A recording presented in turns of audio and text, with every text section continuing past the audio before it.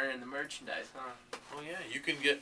Oh, you know what? I know. Anyone can buy this hat. I recognize that. This hat's on Cafe Press. Anyone can buy this hat. There's like 12 people who have this hat. Is it through you? Yeah, I get like $2 or something. Everyone buys this hat. I just wondered if you. And I commissioned the artwork. It's my personal Buccaneer logo. I have to tell you, I was not originally interested because of that.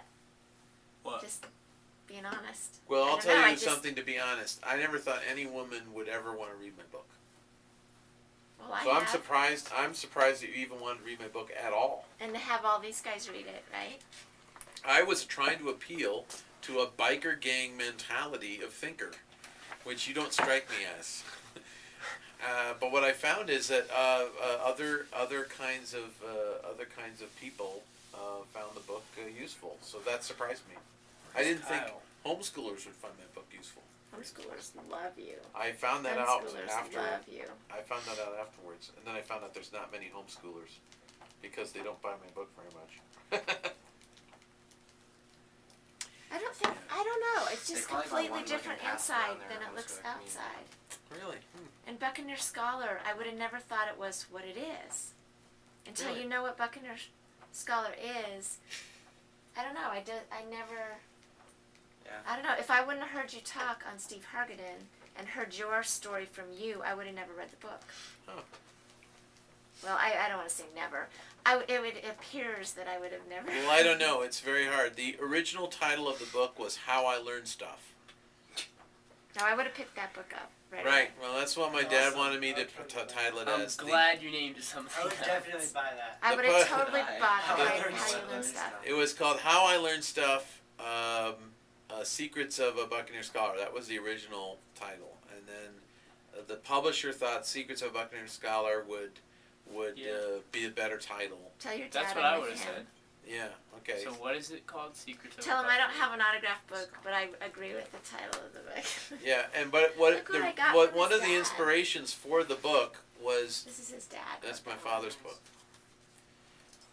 That book sold 40 million copies. And that book, by the way, was written... The first part of the book came to him as a vision. The second part of the book was a dream that he wrote down.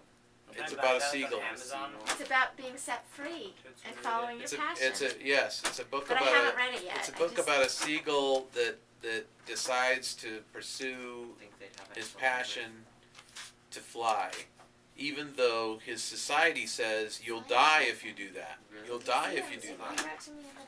And he doesn't die. He becomes like a super seagull. And you know what?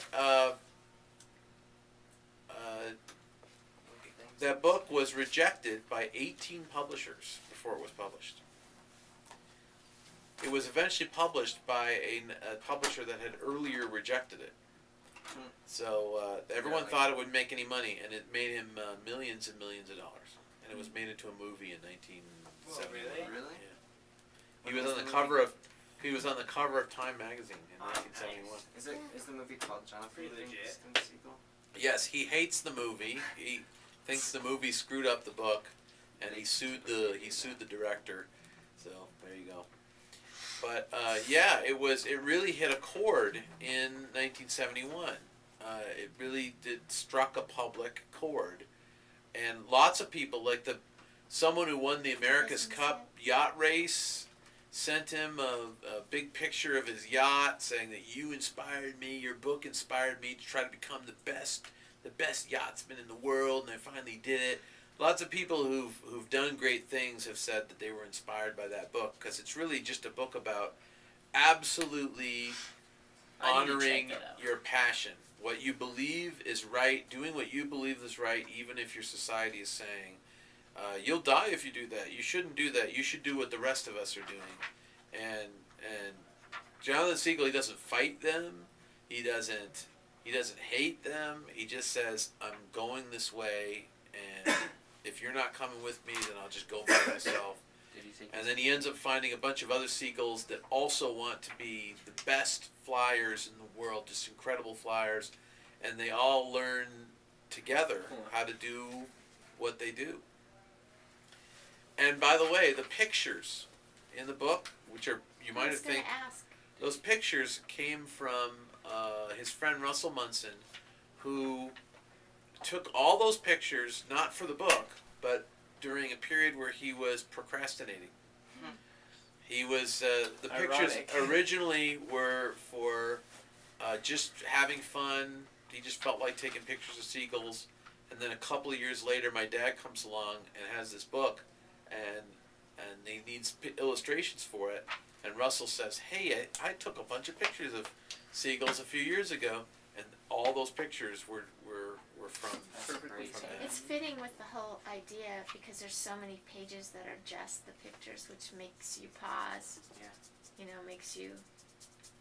Yeah, it's a very thoughtful book. And I read it like 10 times before I was 10 years old and never understood it. It's a deep book. It's a simple book, but it's a deep book. Then I read it when I was 15, and it's exploded in my head, and I realized that that's what I was doing by quitting school. That's what I was When did doing. you drop out? I dropped out when I was 16 in 1982. What grade? I was just finished 10th grade. But I didn't pass all my classes in 10th grade, so I didn't officially finish 10th grade, I don't think. And you know what my dad said? My dad said, "Oh, you just drop out. You take care of your own education. It'll be fine. It'll be fine." And I really didn't understand what the hell he was saying. Because I'm like, what do you mean take care of my own education? Do you mean I'll start a school and I'll be the only student in it? That's kind of what I thought. Because I completely joined education and schooling in my head. They were the same thing. I completely drunk the lemonade. And then now it seems weird that I could ever have thought that, because now, like, school is way in the distance from me. I've been out of school for 30 years or whatever, and my education is so rich and so important and so powerful, but none of it was in school. It was all reading and study and working with people and getting better and better and better, deliberately studying my craft. My colleagues, we set up lots of deliberate practice. You can see some of it, the kind of practice and some of the education I do on my website. You've seen some of these videos. The swashbuckling video was a game my brother It's and I a invented. really good one that you should watch. If you just Google James Bach, it'll go to Buccaneer Scholar, and on his site he has a video of a contest he and his brother had, and his son. We tried to read as many books as we could in one day. We tried to read 115 books in one day. In 8 hours. And we I didn't failed know. in 8 hours. We failed, of course. How many books did you read? 46. And my brother read How 47. did you read 46 books in one day? Well, it all depends on the creative interpretation of read. Ah. So what we did is we skimmed the books and as fast as we could, because what we were trying to do is we were trying to prove that you can get a lot out of a book even in 5 minutes. Just look at any book for 5 minutes. You can learn something from it, no matter how big and intimidating the book is. So we decided, we practiced a little bit reading books in 6 minutes. We read 10 books in 1 hour and did book reports for each other. And then we said, let's just go all out. Let's try to read 100 books in one day, like that. And so we refined that a little bit and said, but how would you know that we'd read the books? Because it's too much. We can't do a book report on each book. So we thought the way we'll do it is we'll read as many books as we can in 8 hours, and the way we'll decide who wins is each of us will do a speech based on the books we read, where we have to specifically cite the books, specific pages and specific books. You have to be able to open it up and say, on this page it says this, and that's what I'm basing this point on. So the video is about my brother and I doing this. My brother's very organized about how he did it. He had like index cards and a matrix formation. And I couldn't get organized that way. I was just buried in books. And then it suddenly occurred to me in the last 30 minutes,